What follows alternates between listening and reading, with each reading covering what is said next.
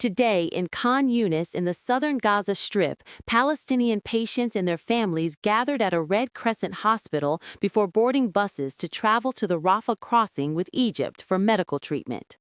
The Rafah border crossing opened for the first time since mid-2024 as part of the U.S.-backed ceasefire between Israel and Hamas. During the first 4 days of the crossing's reopening, only 36 patients and 62 companions were allowed to travel to Egypt, while approximately 20,000 people in Gaza are in urgent need of medical care not available in the war-torn territory. The crossing is managed by the European Union mission and Palestinian officials, with Israel operating a screening facility at a distance. The reopening followed Israel retrieving the remains of the last hostage in Gaza and visits by U.S. officials to apply pressure.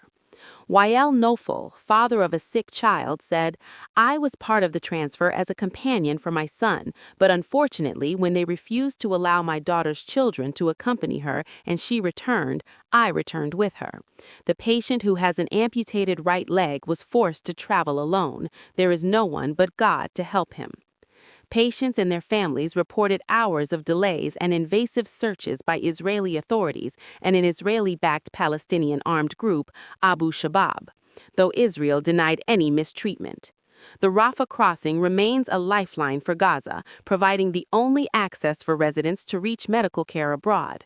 However, strict restrictions negotiated by Israeli, Egyptian, Palestinian, and international officials mean that only 50 people are allowed to return to Gaza each day, while 50 medical patients with up to 2 companions each can leave, and far fewer have crossed so far.